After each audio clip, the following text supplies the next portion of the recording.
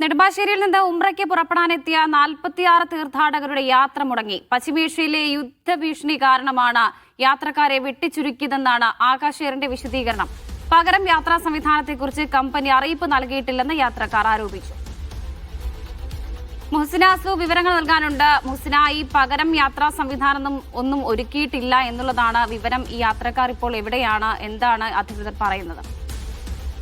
വർഷ, യാത്രക്കാർ ഇപ്പോഴും ടെർമിനലിൽ തുടരുകയാണ്. അവരുടെ യാത്ര മുടങ്ങിയ വിവരം നമുക്ക് ഈ വിമാനം പുറപ്പെടുന്നതിന്റെ ഏതാനും മിനിറ്റുകൾക്ക് മുൻപാണ് അറിയാൻ സാധിച്ചത്. കൃത്യമായ ഒരു കാരണം ആദ്യഘട്ടത്തിൽ നൽകിയിരുന്നില്ല.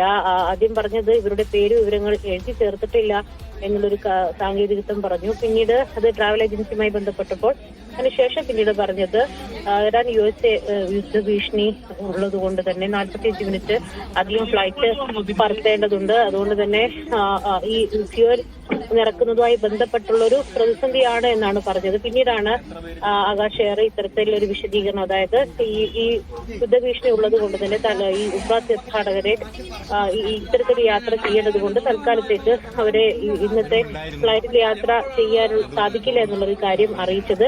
എന്താണെങ്കിലും യാത്രക്കാരെ സംബന്ധിച്ച് വളരെയധികം, തീർത്ഥാടകരെ സംബന്ധിച്ച് വളരെയധികം അവർ പ്രയാസത്തിലാണ്. കാരണം പലയിടങ്ങളിൽ നിന്നായി എത്തിയ ആളുകളാണ്. അതിൽ പ്രായമായ ആളുകൾ അനവധിയാണ്, സ്ത്രീകളുമുണ്ട്.